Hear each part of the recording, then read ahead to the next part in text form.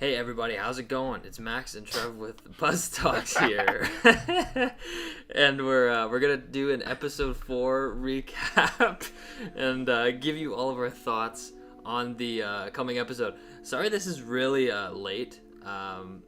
Trev's been really busy, and it just hasn't worked out. So hopefully next week we can put it on time, right? So how's it going, Trev? I'm good, man. I'm good. Feeling a little bit goofy, I'm gonna have to say. You're feeling a little bit goofy. Is it because of all that Guinness you're drinking? No, I've only had 2, but it's just we seem so far off this episode. I know. Yeah, you didn't even make notes, so bear with us, guys. Yeah. You can't make every week. This is the 8 Mile episode. Trev's freestyling the whole time. So get ready for a lot of likes and ums. Yeah, for sure. All right, so let's get started with the recap. So we start off at the wall. So we see Jon, and he's with Dolores Edd. And Dolores Edd just kind of is like looking at his sword. You see them have a conversation, and how Jon literally just wants to go south to get warm. And he pretty much has no purpose, which I totally agree with. I think it makes sense. The guy woke up from death. Of course he's going to want to leave and enjoy his life, right? Yeah. So It's a lot more realistic than I expected. I thought he would wake up like, let's go now. Like, he would wake up with a conviction.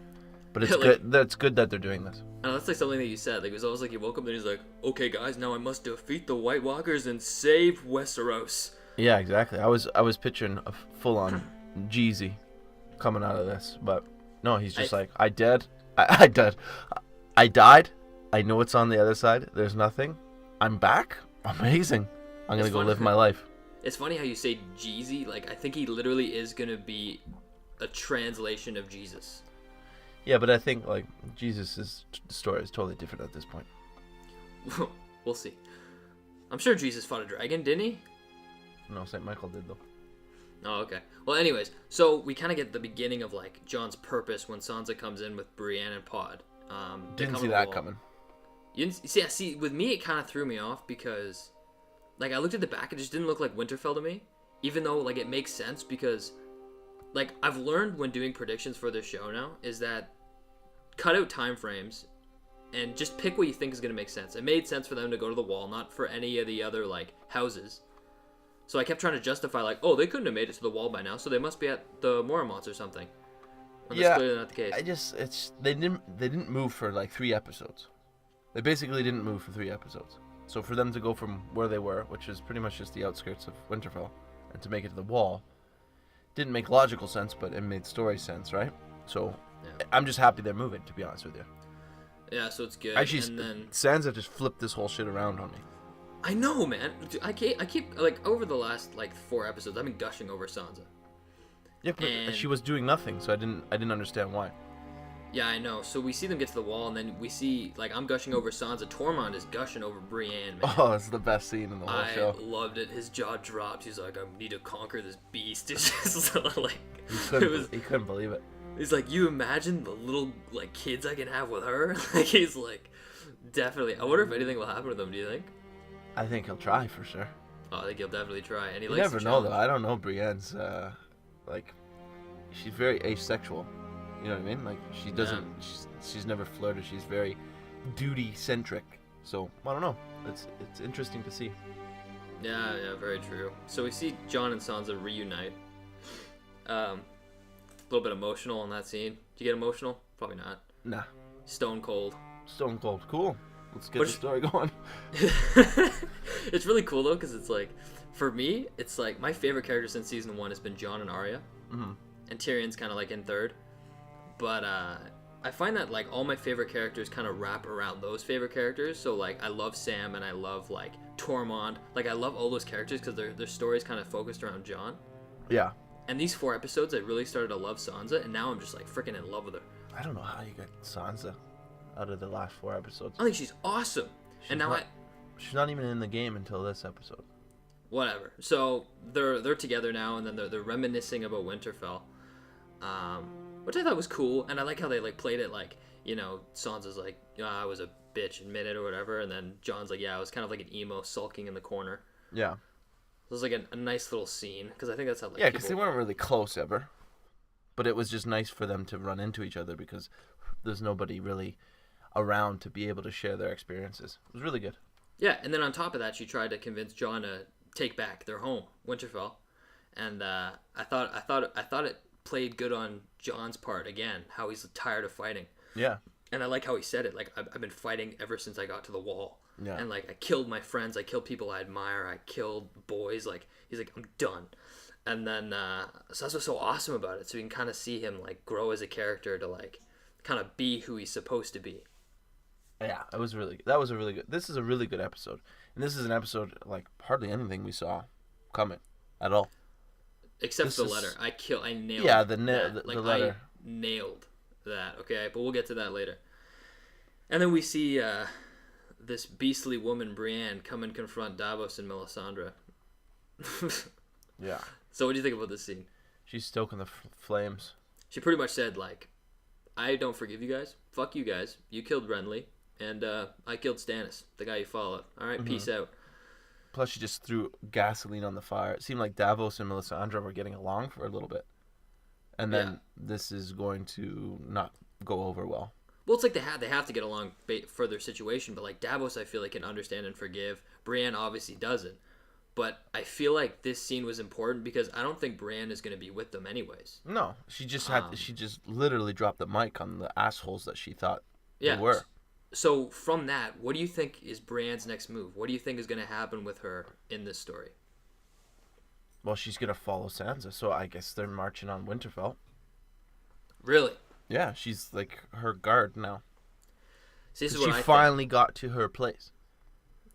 I know, see, that's what I'm saying. Brienne finally got her to that place, but what I'm thinking is, the reason we got this scene is because I feel like there's going to be a departure. I feel like Melisandre and Davos are going to go with Jon. And then Sansa's literally going to be like, thank you so much, Brienne. Like, you serve me now, but I'm protected by Jon.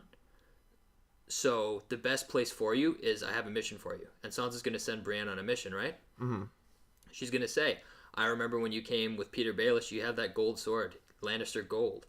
So it seems like you're really close to Jaime Lannister. So I think she's going to tell Brienne to go assassinate Jaime Lannister because she's close with him.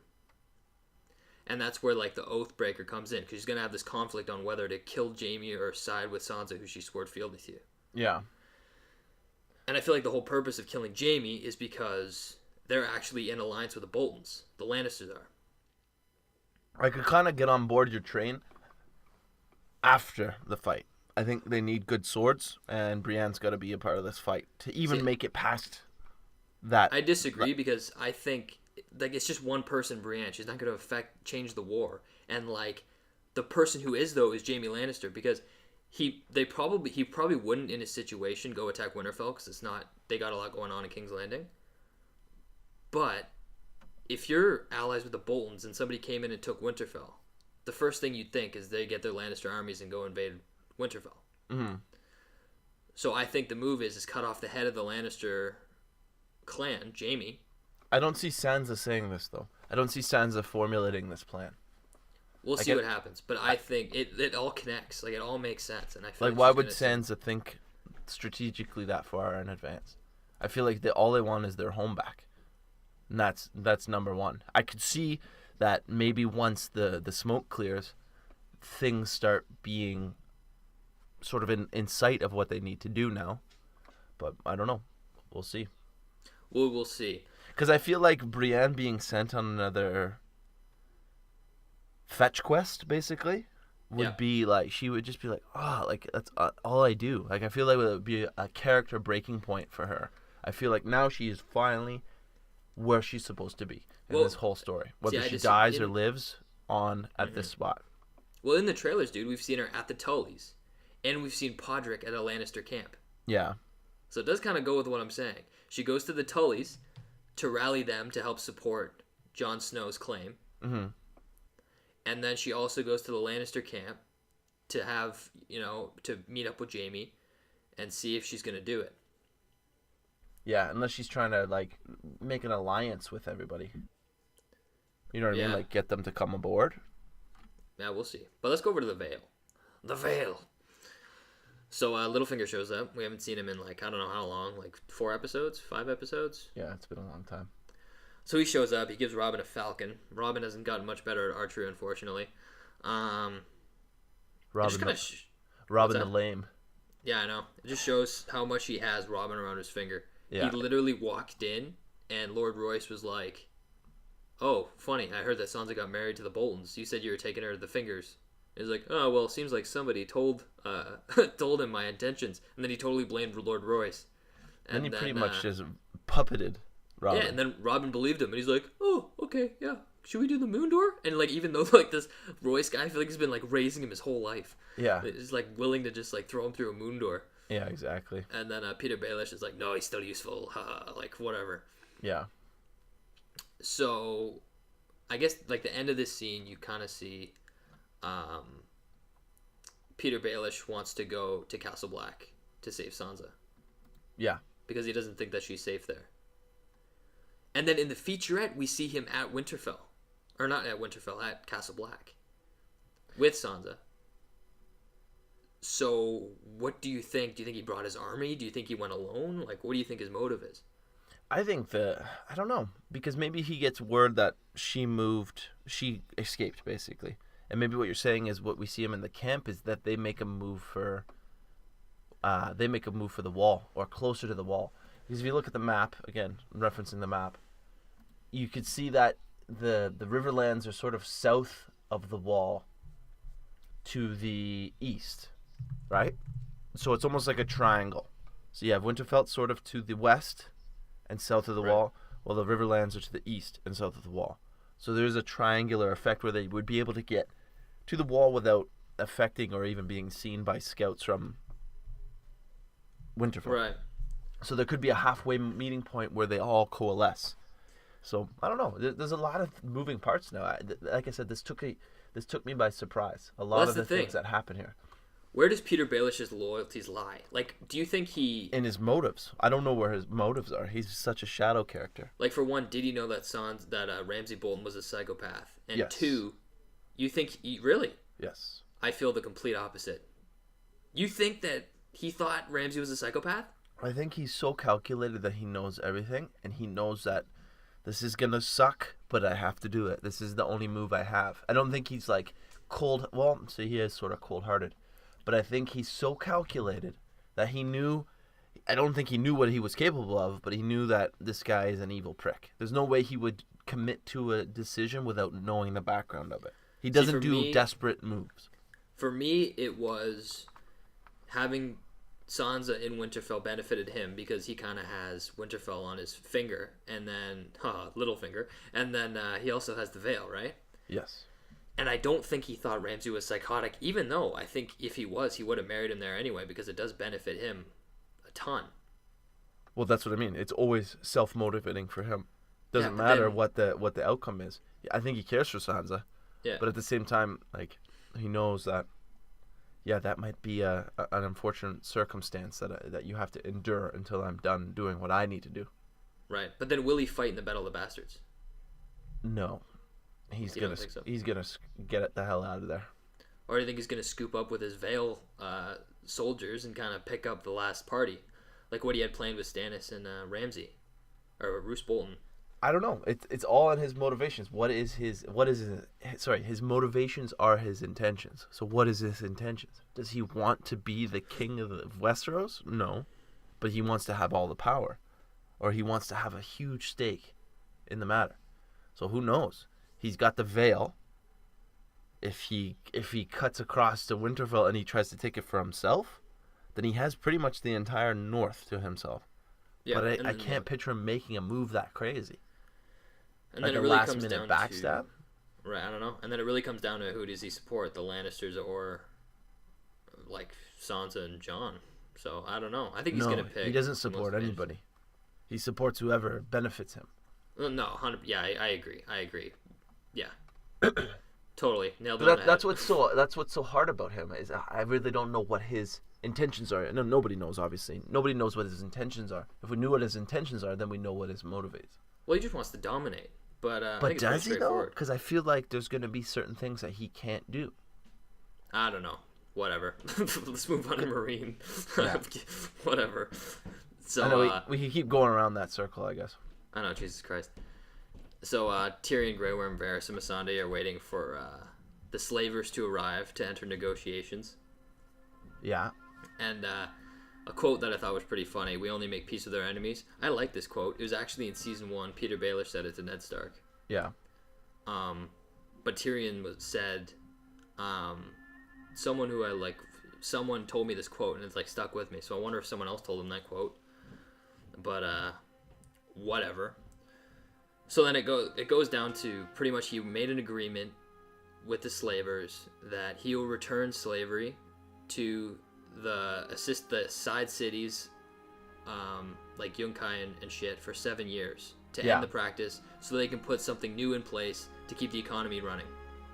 But Meereen will always remain a free city. Do you like this move? It's the only logical move that they have. It is, though, isn't it? I think it's a smart move, even though it pisses off like Grey Worm, Missandei, and Dany. I think it would piss off Daenerys more than anything. The only thing is, those people are sort of biased. So I know Tyrion is an outsider, but he's coming in and he's like throwing his dick around, for lack of a better term. Like, this is how we do things. Unfortunately, slavery's not good anymore. There's ways to make money. He's enticing them with his knowledge, and he knows his shit. So those people to be kind of whiny babies are understandable, because they were both slaves and servants for however long. Well, their whole life up until just recently. Mm-hmm. And to have them kind of complain about it, it makes sense. But at the same time, this is the only logical step. And they're not in a position to argue, well, then here's a better plan, right? Obviously, Daenerys freed the slaves. So it's kind of it's tough, because they're obviously loyal to Daenerys when she's there. Yeah. But he's got to make moves, or they're going to get constantly attacked. No, yeah, because he's stuck at the point where the Harpy keeps attacking, and the only way to kind of stop all that shit from happening is to kind of calm everyone down and just make them happy for a little bit, so you can kind of regroup. And, like, now's not the time for conflict because Daenerys isn't there. Exactly. So he just kind of wants to calm everything down and get everything, like, working and running again. Yeah. He's not trying to fan the flames. He's trying to put them out for now. At least for the time being. Yeah. And then, obviously, the slaves are pissed off, and they go to Grey Worm and Missandei for trust, and they kind of back him up, even though they don't want to, and they don't really trust him. But then that makes me... What's that? It just seems kind of presumptuous. Yeah, Dany came in and freed the slaves. She's not there to come through and free everybody else. They're being attacked constantly. They have to make concessions, unfortunately. Yeah, but then Grey Worm, he said, they always win. Like, they will always take advantage of you. Like, he thought, like, Tyrion thinks that, hey, like, I'm motivating, like, I'm using their self-interest to my advantage to kind of make a partnership here. But Grey Worm says it'll always blow up in your face. Do you think, like, it'll work, or do you think it will blow up in his face? Well, I feel like there's so much into this. But we feel like, well, obviously later on we'll get into it, but I feel like Dany's coming back soon. This is sort of like a band-aid fix for the situation that they're, like, running into right now. Meereen is Meereen, however long it's going to be this way. So, if Dany is destined to stay here, that's cool. But that's when it will get fixed. So why are we worrying about now? Like, he just said 7 years. Do you think the show and the book series are going to go on this long? No. So that's what I mean. Like, he's plugging a hole is basically it. Well, I think it's more like, how will Dany respond to this when she returns? She'll be pissed. How do you think she'll treat him? He's like, okay, then that's fine. Okay. I fixed the problem. Well, you rode off on your dragon. Like, yeah, and then she'll be like, and now the thing that I tried to, like, save everyone from, you put them back in chains. Yeah, but not anywhere else, though. Only in these other cities, right? Oh yeah, there's still slavery, but not in Meereen. That's what I mean. But she's not ruling there, so it creates this bubble. It creates this bubble. Even in real life, you have like the slave wars in Rome. It became this huge thing because everyone was like, "Wait a second, there's slaves fighting in a war." Boom, everybody gets on board. So I just think, like, for them to be that pissed, well, she's not there. And then, like, well, obviously they don't know when she's coming back, but it's a little too much for me. What, dude? They've been slaves their whole life. How could you say that they wouldn't be pissed? No, I get that they're pissed, but the fact that they're focusing on this, I don't get what they're trying to get at. When she comes back, she's either going to be pissed at the decision that she made, or that Tyrion made. I don't get why they're focusing on this thing. I feel like something big's gonna happen there. They have to focus on it because the huge issue is that there's terrorism and shit going down in Meereen because rebels are trying to take back their slaves. Exactly, and Tyrion fixed that problem by offering this deal to them. They don't have any other deal. He doesn't have a dragon to ride on to scare these dudes off. He used perfect diplomacy to fix the issue for a moment in time. But he's not trying to fix this for 7 years. He just said that to get them on his side for now. He doesn't care about slitting their throats 10 days later. You know what I mean? Like, he didn't sign the Declaration of Independence for Meereen. He just fixed the problem. That's why I know why they're pissed. I get that because they were slaves and they were servants their entire lives. But to go into it this much with the show, it seems crazy. Unless they're planning to keep the focus here in Meereen. Well, I think the whole deal... Because obviously we know it's going to go to shit. Well, we see explosions, we see harpy attacks further into the future. Well, that's what I'm saying. I feel like it won't work out, and Tyrion will be shocked, and I feel like it'll lead him back to the dragons and develop this relationship that I think he has a better relationship with the dragons, or will have a better relationship than Dany does. Mm-hmm. Oh, yeah. But, yeah, I feel like the whole situation when Dany comes back, like, she'll be pissed at Tyrion, but I feel like he would have proved his worth to come to Westeros. Oh, like he'll have to come to Westeros with her. So, and I think Missandei and Grey Worm will be left to take over what happens there. I feel like they're too not ready to do that, but they're not ready now, but they will be. I know they got to show some progress in their abilities. Because that's what I mean. They're biased. They're bitter at those guys, obviously for obvious reasons, but they need to learn that fixing an issue isn't always just cutting off the heads of things.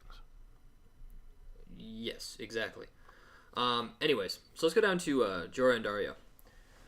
So it's pretty much I guess it's like the comic relief of the episode. I guess we see Jorah is like fucking exhausted climbing up a hill, and Daario tells him he's not fit enough to ride the dragon. and then they see the hut. What's the hut called again? There's Vaes Dothrak, which is the place. The Dosh Colleen is the widows of the cows. What is the hut? The temple. We'll call it the temple. It's the Dosh Colleen temple. That gets us 100 dislikes. Yeah, probably. Probably. Yeah, Sorry for not remembering the one building name that we'll probably never... Well, we know we'll never see again. Yeah, true. Out my cigarette in it. Yeah. And it just goes up like a tinder. Yeah, so Jorah's like, okay, yeah, so they're gonna hold her there, whatever. This is our opportunity. So then they start sneaking down. We see like a fight break out.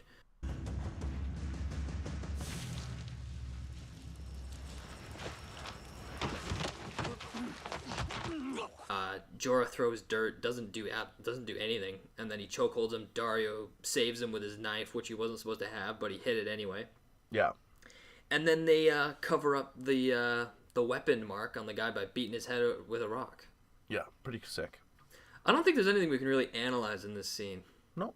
But I liked it. It was like a pure sneak into camp. Yeah. Yeah. Like as stereotypical sneak into camp as you can get. Get caught, fix the issue.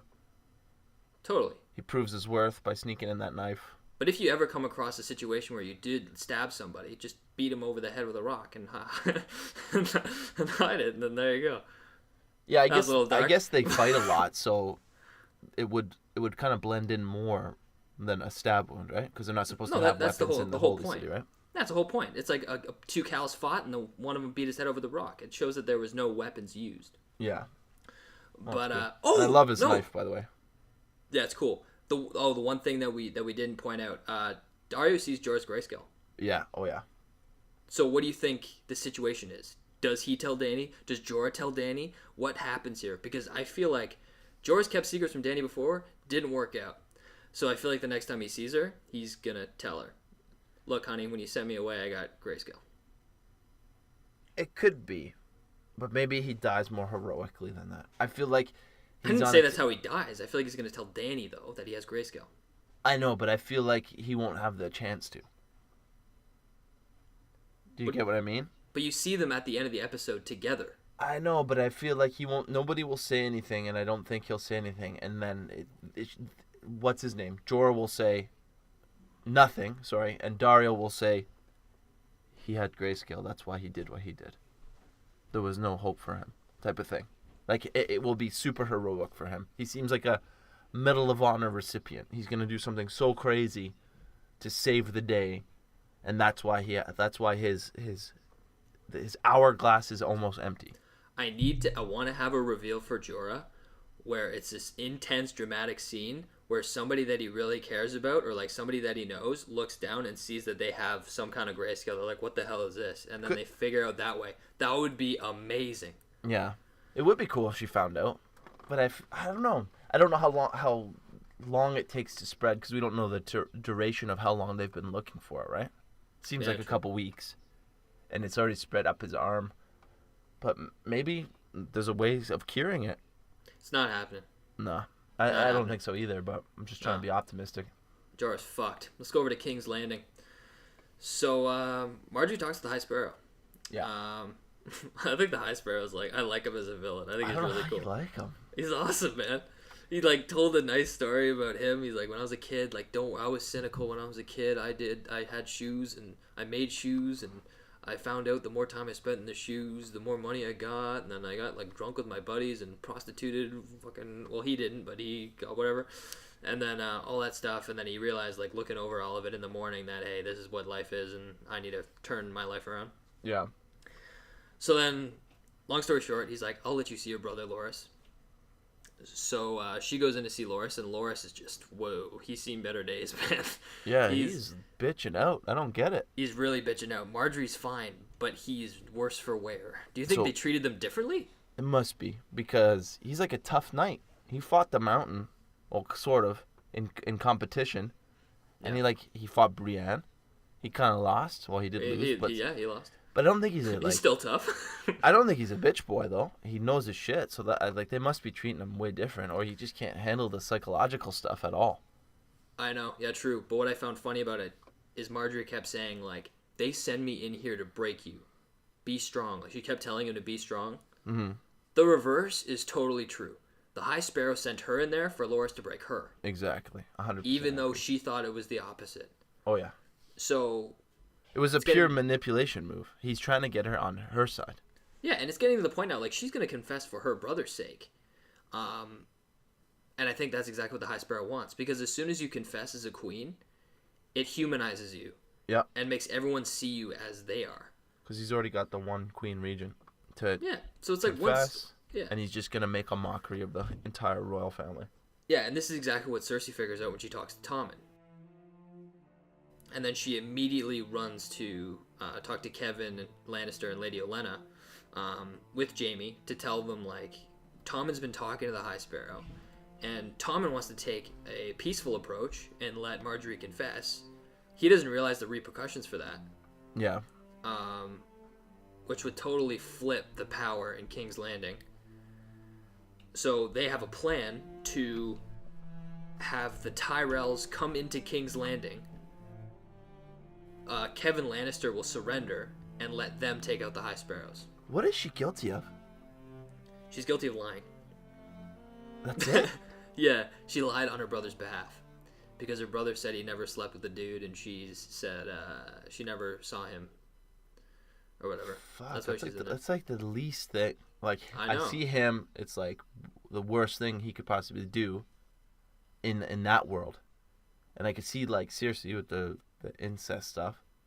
But she's just, sticking up for a bro. So it's so crazy, because it is the stakes are so high if she does admit the whole shit. Yeah, but she's never going to get the death penalty. Burns down.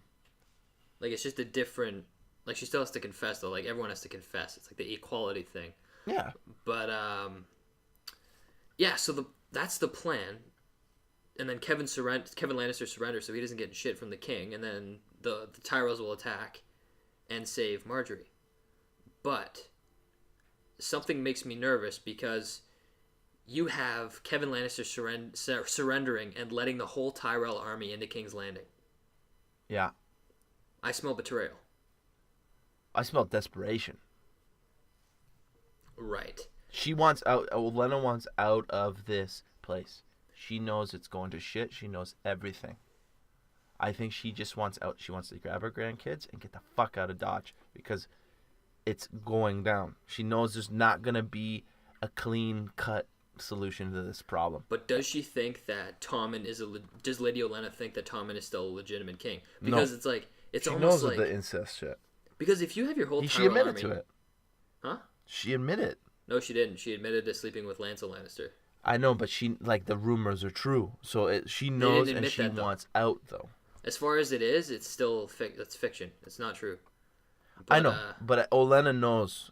I know she knows. She knows she's too wise. She's too much of a wise character to not know what's going on. I feel like but she here, knows. okay, But she might get her fucking head chopped off. Well, I'm trying to think like so they just let in the whole Tyrell army. They can totally sack and take over the city, right? Yeah. But I'm trying to think of the motivation of why they would do that because we see Jaime rallying his forces. So it's either he's rallying his forces for the Sparrows or he's rallying his forces for going back to King's Landing and taking it back from the Tyrells. What's Marjorie's dad's name again? Mace. I feel like he's there with Jaime though. So I feel like there is a what do you call it? A unified target. And it's the Sparrow and his goons. Yeah. Right? There is going to be a battle there, but I don't think they have it in the bag because it's brute force, but it's not about that at all. Do you know what I mean? Like if the Sept falls, it's going to spell disaster. Well, it's pretty much save Margery before she like slanders her status.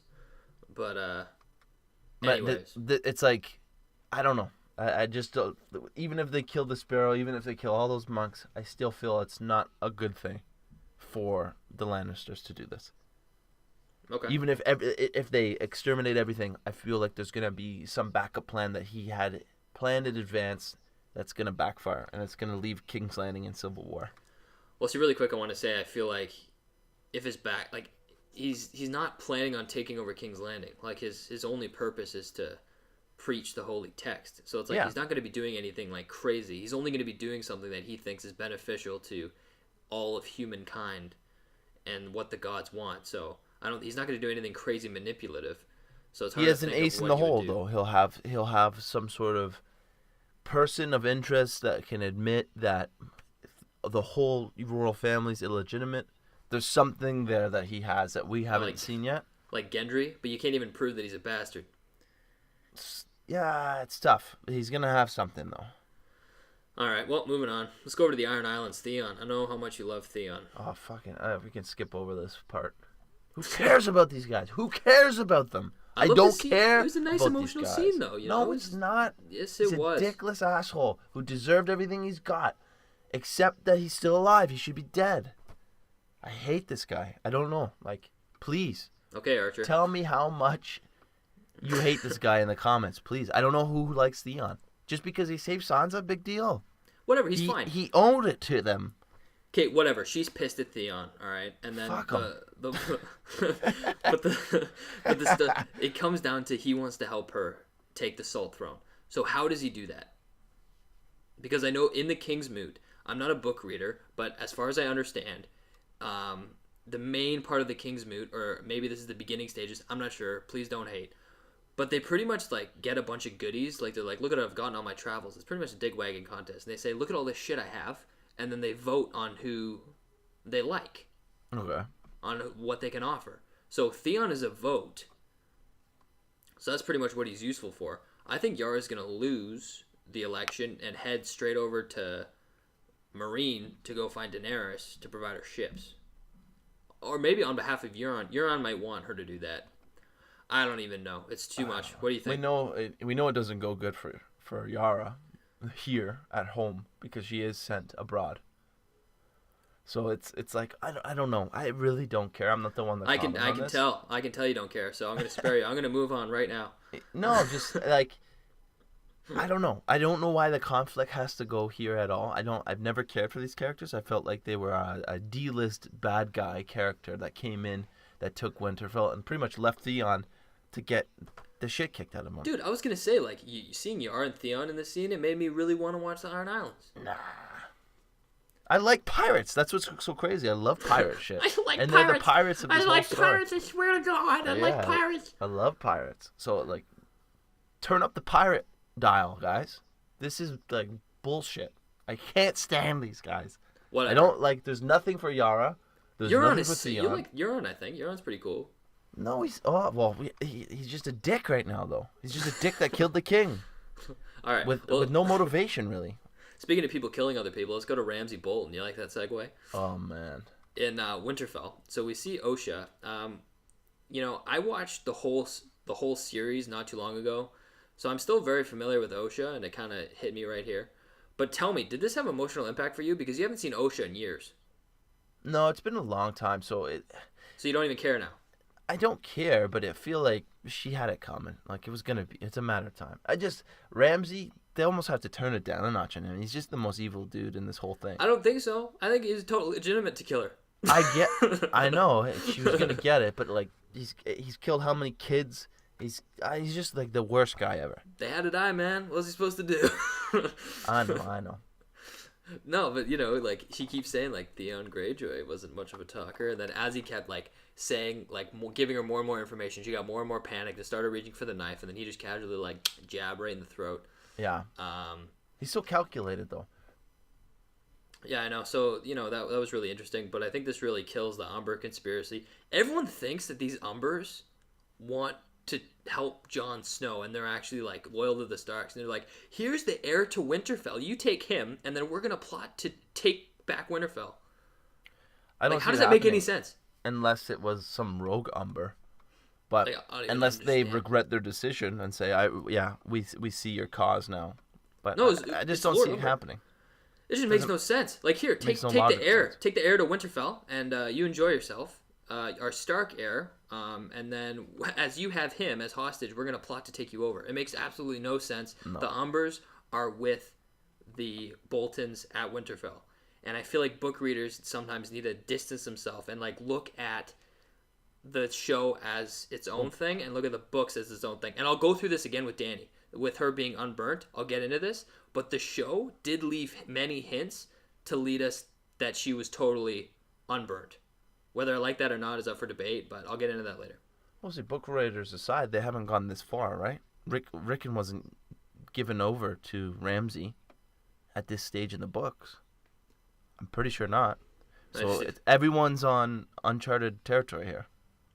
Nice. All right. Well, let's go over to the wall. So I just want to quickly touch on Tormund and Brienne again. He's eating that chicken wing, just chicken leg, just staring her down. Loving her up. It's hilarious. Her down. That's like I never saw anything like this happening with Brienne. It didn't catch me off guard. I love it. She's such like a stone cold soldier.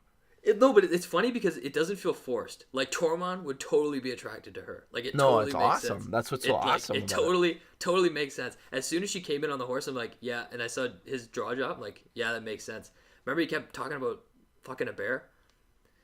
Yeah, the same weird. thing, man. He wants to conquer like beasts. Yeah, he's wild. Like, he's savage. That's what's so crazy he's about savage. Him. Yeah, but then let's go to my prediction. I killed this. Okay, the pink letter. I said the pink letter would be in episode 4, and boy was I right. Yeah, right in the bullseye. Right on the bullseye. I can't believe it. I nailed it. I'm so proud of myself, Trev. Yeah, it was good. Okay, so it's pretty much as I said. He threatens to kill Jon Snow. I loved the letter, by the way. Yeah. I loved how it was kind of like poetic. Like, he kept saying, "Come and see." He's like, "Watch as I do this. Come and see." Like, I loved it. But then, in Ramsay fashion, it makes sense. I should have called it earlier. He doesn't negotiate. Like, no. He's like, I'm not giving you Rickon. Like, Rickon is dead. You're either going to give me Sansa, or I'm just going to come over there and kill you and all your wildling friends. And that's it. Rickon is 100% dead. I feel like he's going to cut his throat right on the battlefield. He's dead, but my question is, do you think we're going to see Rickon before, or are we just going to see him dead? Because I feel like it's the same thing with Oshea. Like, we haven't seen him in a while, and I think there should be a couple scenes to give us an emotional connection to him, and then they take him away. You know what I mean? I don't know. Like, he's been so young this whole show. So I don't. I don't know. I really don't know. Ramsay, they're just gonna keep turning up the evil ticker on him because it just seems so crazy. I think every movie's done so far is pretty legitimate. I'm just joking. Jesus Christ. I'm joking. But no, so I love the letter, and then John didn't want to finish it, and then Sansa picks it up and she reads it. You know, it was very emotionally pulling. I love Sansa, man. I love that story. It's my favorite story. John's story is my favorite. But so right now the Wildlings have 2,000 men, approximately. Yeah. Boltons have approximately 5,000 men. So where do they get the rest of their men? Are they just going to be going to all the different houses? House Mormont, all the other houses that they think are going to be loyal? Did it say in the letter that the Umbers were gave him Reckon? Umbers gave him Rickon. Umbers aren't loyal. And the Manderlys and another house, which I don't know off the top of my head. So I don't know. But then it's interesting. I want to see if Peter Baelish is loyal to him or not. It would be cool if he could add him to his army too. I feel like a lot of the North is not going to be on their side because John's the one that let the Wildlings in. So if he shows up at the door of any of these houses with a Wildling army at his back, they're not going to come with him. So that's why I feel like he's just going to do a desperate attack against it with what he has. And last minute saves the day. Littlefinger's army, who knows? Really? See, I think the Wildlings are going to stay at the wall until the fight's about to begin. I think Sansa and Davos are going to they're going to sit down next episode and they're going to plot on what houses they're going to go to, and they're going to plan their route on who they're going to bring or who they're going to incorporate. Mm-hmm. And I don't know if John's going to go with them or not, but the Wildlings stay at the wall. They're going to be recruiting men. Yeah, so I think it'll be interesting. It will be good. It will be a build-up episode. It will be really good. Yeah, so let's go over to the ending finale, naked Daenerys. Yeah, of course. Yeah, so, you know, the Wise Masters are offering 10,000 horses for Daenerys, so I guess they really want her. And then, you know, she tells them what she wants. She's like, you guys aren't strong, you guys are weak, and I'm gonna rule the Dothraki, so fuck you guys. And then it was really funny seeing Khal Morrow. He got like, usually he was like all happy, but like he's pissed. You see how pissed he was? Very. He was pissed. I loved it. And then yeah, she pushed some of the stuff down and burned down the whole hut. Burn that shit to the ground. It's pretty cool. And then Daario like barricaded it, and then she like came out again as the unburnt. Mm-hmm. So it's pretty interesting. So I want to talk about her being unburnt. So before I give my thoughts on it, tell me what you think about her being totally unburnt to every single fire imaginable. What do you think about that? It's just how it is. Okay, you don't have anything else to add? No, like, I feel like one of the first episodes, maybe even the very first episode, it was sort of hinted at this. Like, she went into the bath that was like boiling water and yeah, it was nothing, right? Yeah, it was either foreshadowing or it was that. But yeah, I always thought that, you know, her dragons being born was a result of sacrifice of her child and Khal Drogo, using blood magic. But it turns out that's not the case, which is like, I was using book like knowledge, like I was using like, oh, this has to be the way. But like throughout the whole like series, we've seen her be unburnt, so this shouldn't be a surprise to anyone. Like everyone is like so surprised, like, oh, fire doesn't burn her. We've seen this so many times. Like 2 examples in end of season 2 when she like is in chains and she like makes like a Jesus Christ tea and the dragons like blow fire or whatever. They didn't directly hit her, but she wasn't burned. The dragon eggs, she touched the hot dragon eggs and didn't burn her at all. Well, she was in that pyre the entire time. So it's stuff like that that proves that she's never has been burned before, so why would she be burned now? Yeah. It just seems like over the top. This is like 100% no magic, no nothing. This is, she's like stone skinned. She cannot be burnt. Yeah, and I really like the scene because I always said that Dany has to be the one to save herself. It's not going to be Jorah and it's not going to be Daario. And I really liked how Jorah and Daario came to save her, and she's like, nope, there's a better way. I got an idea. And then, you know, she was the one who saved herself, and then at the same time got all the Dothraki to follow her That's what made it badass. Which I thought was great. But what do you think is next for her? Like, what do you think her arc is in this season from right now? Scooping that army, going back home. Going back home to Meereen? Yeah. What else does she have to do? She just has to scoop these dudes. She's not gonna abandon Meereen. She's got to go back. Right. But I don't know how long. I don't know if it's a direct route, but she's going back. But she's going back with a whole army. See, we know Drogon arrives. Yeah, that's what's weird. I don't know what's gonna happen with that. So, like, I feel like it's like weird timing on his part. Like, does she summon him, like how she did in season 5, episode 9? It seemed like she summoned him, even though it could have just been Drogon. But who knows? Maybe like he sensed his mother's like strength or something. I don't fucking know. And he But just, maybe like, it's a flyover scene. Like, remember the scene? I think it's one of the first scenes you see, and I can't remember which season, where they're just flying over the ships that they're sailing on. So maybe it's the army moving towards Meereen, and he's flying over. Yeah, I don't know if she like gets on Drogon. Is she gonna ride him again like this season? Like, oh, please not. Try to avoid that scene as much as possible. But yeah, it has to happen. She has to prove this is one huge solidifying scene where she proves her worth to these people. But I think she's moving back home. But I actually think she's heading to Meereen, and when she gets there, Tyrion's gonna have set up an arrangement with the Greyjoys to give her ships. And she'll be greeted with ships, and I think in episode 10, she'll either leave or be in Westeros. Do you think Yara's getting banished? You know with her followers? She may. But how... I'm just trying to think of how they would get all the ships there. Because once she's banished, she wouldn't have control of all their ships. The Ironborn ships. But maybe it's like some fealty thing where she says, okay, I only have 100 ships, or I only have 25 ships right now. If I told them I got the mother of dragons, the Targaryen, I can get a lot more people. But see, they're kind of pissed though too, right? See, but I can almost guarantee, like, she's there to talk to Tyrion or to Dany and make an alliance. Like, that's why she's going to Essos. To, like, overthrow her lost throne type of thing? Well, she's trying to form an alliance. Either I don't know. Well, she obviously loses. There's no way she would just go there as the queen of the Iron Islands. Why would she go there? But who knows? I don't know what the story is. We'll see. But I know Dany's route, okay? Write this prediction in stone, all right? I think I nailed this. So, not this season, but next season when Dany's in Westeros, this is her path. Tyrion is going to tell her to go from Essos to Dorne because her family history, and they will support the Targaryen right to the throne, right? Yeah.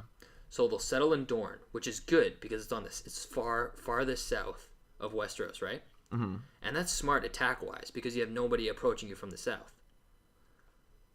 So the whole thing, what I love about it, I think this is 100% what's going to happen, is Dany's going to be south and marching north. Because it's a smart strategic move, right? Because nobody's coming behind you to attack. And as she's moving north, liberating, right? Yeah. Jon is going to be coming south. Right? Yeah. So as Jon is coming south and Dany's coming north, you'll have the meet up, and then that's when all the shit with the White Walkers will go down. But Dany will be conquering, going north. Jon will either be defending north or going a bit south, and they'll meet up, and then that's what will lead into them fighting the White Walkers. Has to be. And I think Jon's gonna kill Dany. Why? I went in it in the original prediction video. It makes sense to me. I think Dany's gonna want to just keep killing all the wildlings, all the White Walkers. And I feel like what we'll see with Bran is Bran will learn more about them, and Jon will also learn more about them.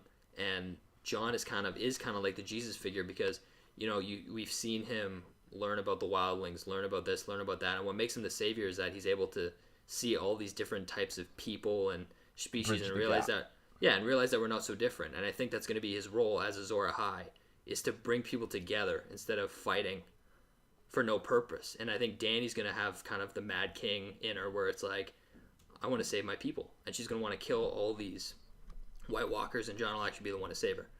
Or kill her, sorry. But anyways, that's our weekly Game of Thrones episode 4 roundup. Weekly. Yeah, really late weekly. So let's do our predictions. So I just want to run through a couple things before you get to your predictions. I don't even know if you have any predictions, do you? Depends what we're talking. Depends what route we go down. All right. So the description for the episode is Tyrion seeks a strange ally. You've seen the next episode, right? The teaser, right? Yeah. Okay. So Bran learns. They didn't show it, FYI. When we saw it, they didn't show it right after. Yeah, it didn't show after the episode. That's why we said that in the reaction video. So I don't know, but yeah. So Bran learns a great deal. Brienne goes on a mission, which is like what I was talking about earlier, and Arya is given a chance to prove herself. Yeah. And then that goes to what we see in the preview. Sorry. So no, it's good. Sansa reunites with Peter Baelish. Arya is given a task, and Jack and Hagar says, "Does death come for the wicked and leave the decent behind?" We see the beginning of the King's Moot, and it seems like Bran sees the White Walkers, which is crazy. And the episode is called The Door. With the commanding whites. Yeah. Like, they're just standing there. I know. Not moving, not being aggressive. It's almost like he's, like, addressing them. It's pretty crazy. Do you have any theories on how, like, maybe how Bran ends up speaking to them, or how anything? What does Jon do? What does Arya do? Give me some of your thoughts on what happens in episode 5. I really don't know what happened. So obviously, you said Sansa talks to Littlefinger now, confronts him about knowing about Ramsay and all that shit. That's the drama that has to play out anyways, right? We knew that was coming, right? But he obviously will have an answer for this. Like, he's so crafty. It's not like he's like, Sansa, sorry, I didn't see this one, right? It's he has his answer ready. Right. I don't think he maybe saw her trying to escape, but he has an answer for that. So that's done, basically. That will get wrapped up in a few seconds, basically, because he's always has an answer for everything. I just don't know what his motivations are, and it makes me uncomfortable now that everyone's so close to one another, right? Yeah. Because he could pull a last minute thing, and that would be the craziest, most aggressive movies done since throwing Lysa off the moon door there, or down the moon door. But who knows? He has it in him. Bran's seeing the whites. I've been waiting for that scene forever, so I'm very interested. I don't know if I have a theory for it. I really think he's just gonna cross streams. It looks like they're in front of a weirwood, so it's almost like the Night King was maybe checking his email. You know what I mean? And he's like, "Hey guys, wait a second." Goes into the weirwood, and Bran is maybe misbehaving and going on his own. Is my only theory.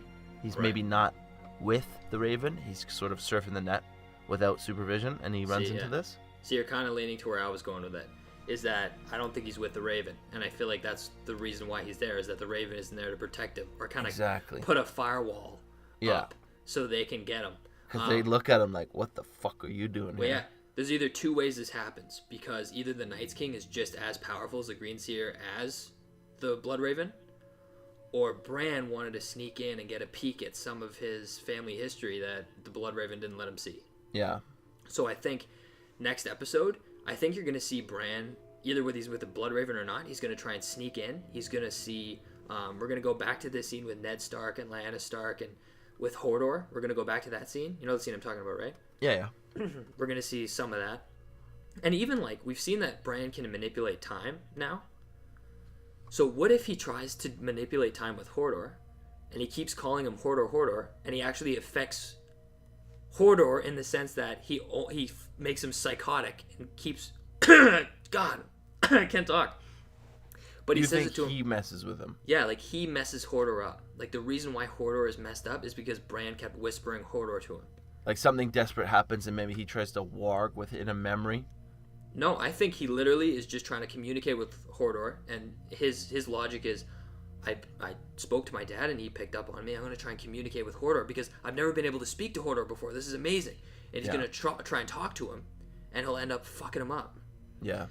And then that's going to be the thing that'll make him realize how much he can affect the past.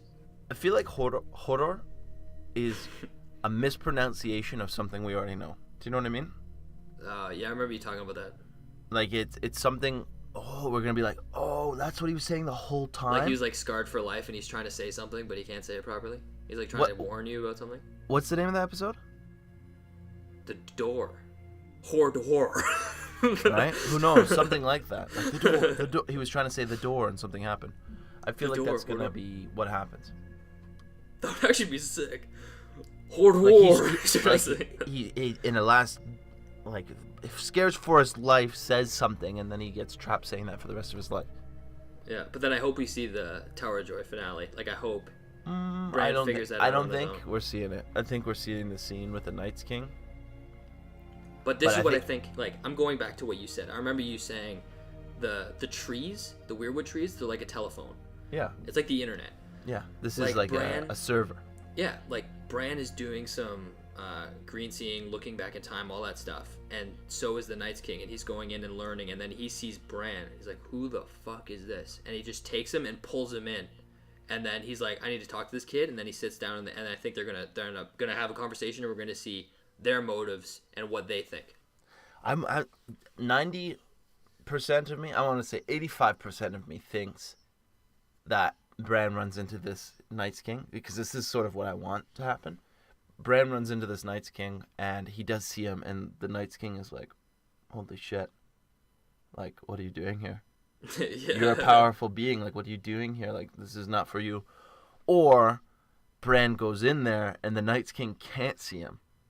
He just is doing his own thing. Oh, yeah. And Bran gets that's my 10%. He was I looking really think right he does see him. Yeah, like, he's looking through him.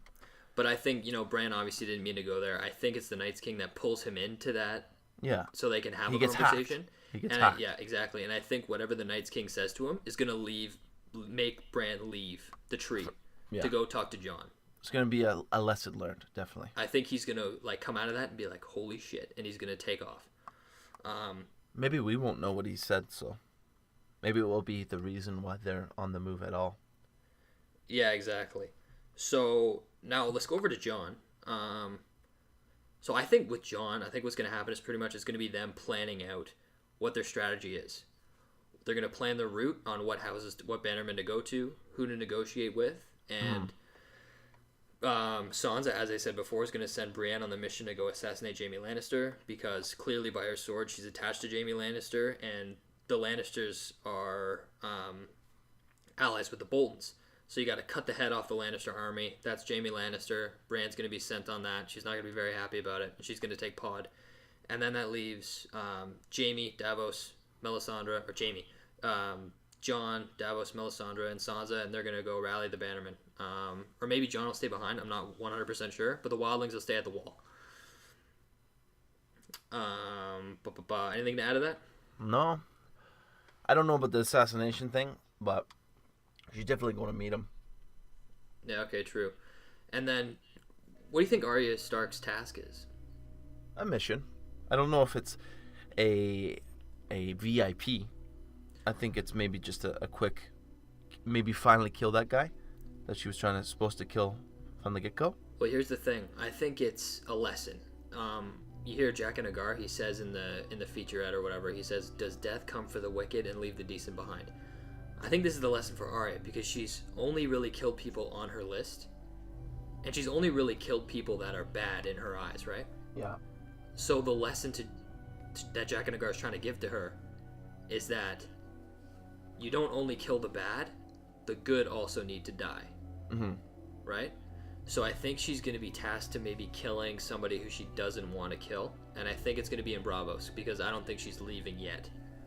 Yeah, maybe it's a kid, or maybe it's someone that doesn't deserve it, but it doesn't mean anyone to us. You know what I mean? Yeah, I don't think it's that's what I said. I don't think it's a VIP. It's just a mission. It's another lesson. It's to solidify her loyalties. It's not a VIP. And this is something that may, like, lead her. Yeah, this could be the Batman moment where he's asked to kill, and he's like, I'm not an executioner. I don't kill. And then she'll just, like, take off and, like, go to Westeros, Yeah, I'm not an executioner. Yeah, exactly. And then, so Tyrion makes an ally, and we also see the Red Priestess. So I think this is the ally. I think it's handed to us. Yeah. And I think the reason of it is to kind of instill faith in Meereen while Daenerys is gone, calm down the people, make her preach that Dany's Azor Ahai and she's the savior, all that fun stuff. Yeah. But I think his plan to do that will kind of like she'll see something in him and he'll be like, oh please, please, and then she'll be kind of spouting off at him like Melisandre did Stannis. Like she'll say, holy shit, like Dany is a savior, but why are you equally as like prophesized to be something great? So it's like I think she'll encourage him to like she'll say something like his blood is like amazing. She'll encourage him to go down with the dragons or something like that. So I think she's gonna really encourage him to go down there, and I think she might even want to see the dragons, and Tyrion will take her down there, and that'll be another connection. I'm starting to wonder now. This Azor Ahai is a 3-way connection. I wonder if it is Jon, Dany, and Tyrion all combined. Yeah. I don't know if there's room for that, or there's ways of folding the terms that the prophecy states, but I almost feel like it needs to be those 3. Well, it could be. They all share like traits. All their mothers died giving birth to them. That's what I mean. So like we're thinking that it's only gonna be one of them, and it's only gonna be the savior. But I think that they need to come together. Yeah. Now, I'm starting to think that that they need to come together. I think Azor Ahai is all 3 of them collectively, but I think A Song of Ice and Fire is Jon. Mm-hmm. Because I think Jon is the one who has to protect the people from the saviors.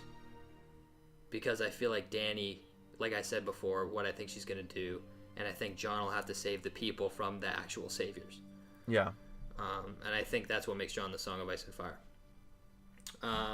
But we did go through Dany. I think she's going to start in Dorne, work her way up in season 7. I think really next episode, her job is to head over to Meereen. Anything to add? No, she's just going to start a journey. I don't think it's going to be anytime soon. I don't think she's getting back anytime soon. Yeah. Kingsmoot, nothing's going on. They're just going to Fuck show. that They're going to show their shit. Fuck it. All the stuff they gathered. This is like a really cool gladiator match. I could care less. If there's just like here's my loot. Fuck it. Who cares? Yeah. And then do we miss anything? Fall. Like King's Landing? What do you think is going to happen in King's Landing? I hope some shit. I feel like that one's building to a really tense level. I want to see Cersei's trial. I don't know when it's going to be the next couple episodes, right? Well, they're banking on it. But then there's another theory that people think that Sandor Clegane is going to be the one tasked to kill Gregor Clegane in the trial by combat. Like he becomes a monk for the Sparrow? Yeah. But then the idea with that is funny because the fact that Arya spares Sandor Clegane, the Hound, Mm-hmm. Yeah. just because she spared him, he takes 2 people off her list. Cersei and It's a good theory. Gregor Clegane. I just feel like it would be kind of corny.